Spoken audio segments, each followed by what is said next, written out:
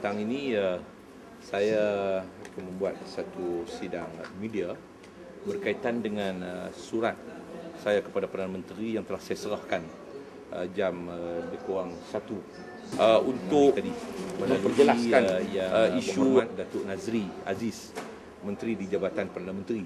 Asalnya memang saya nak minta supaya Datuk Nazri hadir di sini untuk menerima surat itu pada jam 2:30, tapi oleh kerana beliau ada perkara yang tak dapat dielakkan, beliau minta saya datang lebih awal untuk menyerahkan surat. Jadi gambar rakaman penyerahan surat itu ada dalam Facebook saya. Boleh anda lihat tentang penyerahan yang telah dibuat pada jam lebih kurang 1 tengah hari tadi. Surat ini saya tujukan kepada Yang Amat Berhormat Perdana Menteri Malaysia Datuk Sri Najib Tun Abdul Razak, iaitu surat yang berkaitan dengan penamatan perkhidmatan Tan Sri Abu Bakar bin Abdullah sebagai Ketua Pengarah Perkhidmatan Awam dan sekaligus berkaitan dengan isu perlantikan Tan Sri Ali Hamzah selaku Ketua Setiausaha Negara. Sebab sebelum ini saya telah pun membuat satu sidang media meminta penjelasan daripada Yang Amat Berhormat Perdana Menteri bagi mewakili kerajaan untuk memperjelaskan isu yang sangat misteri ini, yang sehingga sekarang kita tidak dapat mengetahui tentang kedudukan perkara sebenarnya, apakah punca yang menyebabkan Tan Sri Abu Bakar Abdullah ditamatkan perkhidmatan beliau secara tiba-tiba, sedangkan beliau belum mencapai usia 60 tahun. Beliau baru sahaja mencapai usia 57 tahun. Sedangkan beliau telah pun menandatangani persetujuan untuk persaraan wajib bagi umur 60 tahun mengikut polisi baru perkhidmatan awam. Dan kalaupun nak ditamatkan, kalau nak dibesarkan atas umur 58 tahun, beliau masih lagi belum berumur 58 tahun.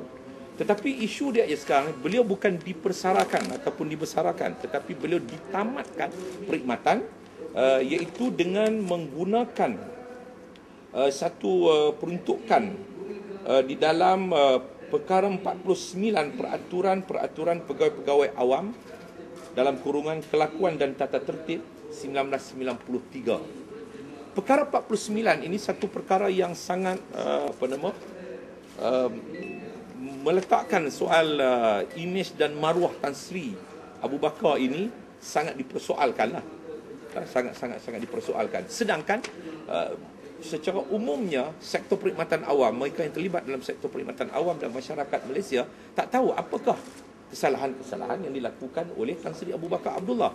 Sedangkan kedudukan beliau sebagai Ketua Pengarah Perkhidmatan Awam sewaktu Tan Sri Siddiq sebagai Ketua Setiausaha Negara, dari segi ranking dia, kedudukan beliau adalah nombor 2 ranking dalam perkhidmatan awam. Ketua Setiausaha Negara, yang keduanya Ketua Pengarah Perkhidmatan Awam, yang ketiganya Ketua Setiausaha Perbendaharaan. Itu 3 ranking yang tertinggi dalam perkhidmatan awam.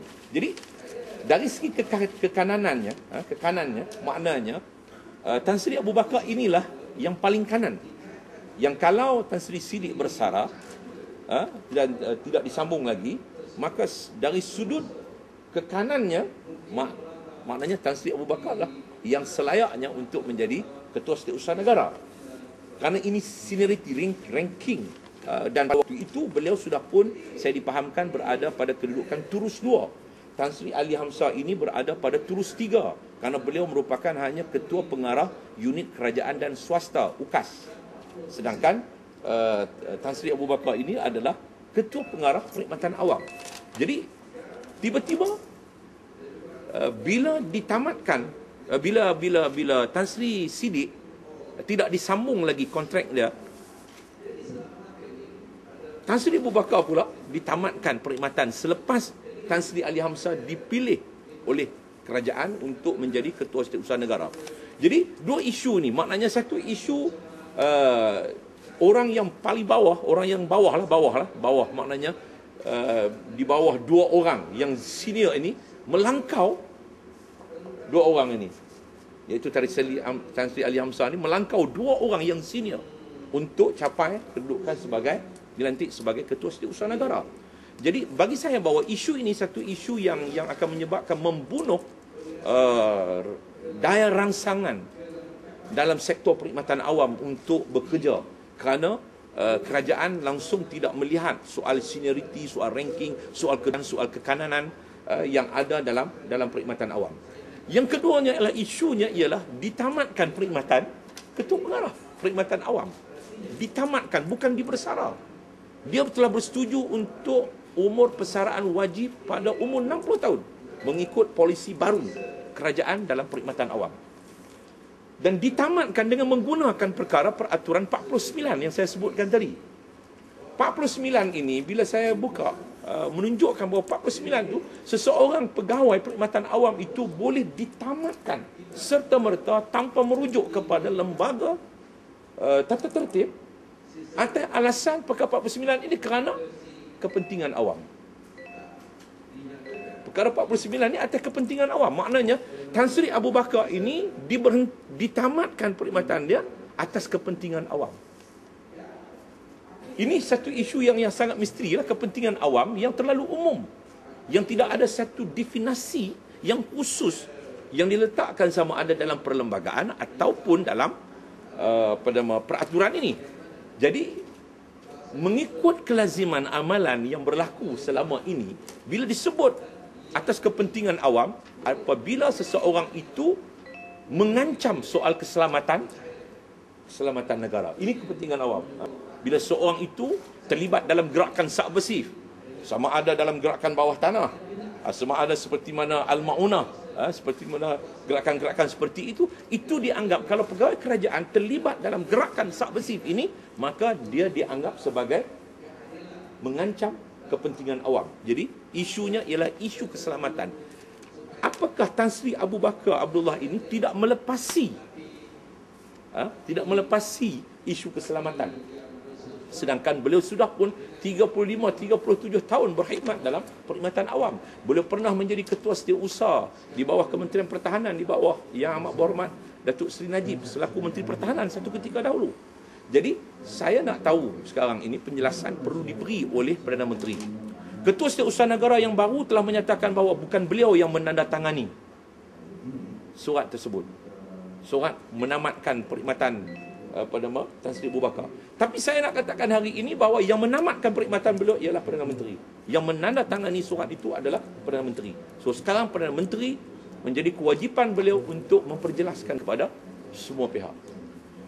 Saya dipahamkan juga bahawa bila ditamatkan menggunakan perkara 49 ini, pencen seseorang itu kalau dapat pun hanya tinggal 10% sahaja daripada jumlah yang sepatutnya. Tinggal 10%. Saya tidak tahu gaji pengarah perkhidmatan awam berapa layak, kalau dia pencen berapa layak dia dapat. Tapi bila ditamatkan, kemungkinan dia tak dapat pencen terus, ataupun kalau dia dapat hanya sekitar 10% daripada pencen yang sepatutnya dia dapat, daripada gaji akhir beliau sebagai ketua pengarah perkhidmatan awam. Jadi bagi saya bahawa isu ini sangat misteri. Kita nak tahu apakah kesalahan-kesalahan jenayah besar yang dilakukan oleh Tan Sri Abu Bakar Abdullah, dan sebab bagi saya bahawa kalau ada kes besar yang menyentuh soal keselamatan, yang menyentuh soal jenayah yang dilakukan oleh Tan Sri Abu Bakar Abdullah, saya katakan bahawa beliau bukan saja perlu ditamatkan perkhidmatan, tapi perlu dihadapkan ke mahkamah. Jika disabit kesalahan, maka beliau sepatutnya dihukum. Tapi sekarang kita pun tidak tahu apakah kesalahan. Dan kalau tidak ada kesalahan, dia hanya satu rekaan semata-mata untuk nak menamatkan beliau daripada isu, daripada kedudukan beliau sebagai ketua perkhidmatan awam yang tidak bersedia menjadi yes man kepada Perdana Menteri. Maka saya anggap bahawa ini satu yang sangat malang, dan beliau menjadi kambing hitam kepada isu-isu yang dianggap berbangkit sebelum itu. Antaranya isu SBPA. Saya antara orang yang menentang kuat isu SBPA, iaitu saraan baru perkhidmatan awam. Tetapi tidak boleh untuk melunggukkan seluruh masalah isu SBPA ini ke atas Tan Sri Abu Bakar Abdullah. Di mana kedudukan KSN yang sebelum itu tak sendiri, sedangkan beliau tak disambung tetapi diberikan menjadi kedudukan sebagai pengurusi Petronas, sedangkan beliau seharusnya bertanggungjawab. Dan Tan Sri Abu Bakar Abdullah masuk saja sebagai Ketua Pengarah Perkhidmatan Awam, SBPA itu sudah pun berada atas meja dia. Sebagai pegawai yang bertanggungjawab, pegawai yang taat, yang melaksanakan tugas, beliau hanya meneruskan kertas SBPA yang sudah pun disediakan lebih awal sebelum kemasukan beliau sebagai Ketua Pengarah Perkhidmatan Awam, iaitu di waktu Tan Sri Ismail Adam sebagai Ketua Pengarah Perkhidmatan Awam. Jadi saya nak minta penjelasan ini. Kalau ini saya katakan, kalau dikatakan menjadi punca kepada penamatan perkhidmatan beliau yang menyebabkan isu SBPA telah menimbulkan kemarahan kaki tangan awam kepada kerajaan, lalu Najib nak membersih, nak mencuci tangan, melungguk ke atas diri dia seorang, iaitu diri Tan Sri Abu Bakar. Saya kira ini tidak adil kerana Datuk Najib juga adalah merupakan pengurusi jawatan kuasa gaji di peringkat kabinet, yang semua kertas yang disediakan oleh Tan Sri Abu Bakar dikemukakan terlebih dahulu kepada Perdana Menteri. Dan saya nak katakan bahawa penamatan Tan Sri Abu Bakar Abdullah ini juga melanggar prosedur kerana beliau tidak pernah, penamatan ini tidak pernah dirujuk kepada Suruhanjaya Perkhidmatan Awam. Sedangkan nak lantik seseorang pegawai itu terlebih dahulu dirujuk dan dilantik oleh Suruhanjaya Perkhidmatan Awam, maka nak tamatkan perkhidmatan ini juga mesti dirujuk kepada SPA ataupun Suruhanjaya Perkhidmatan Awam.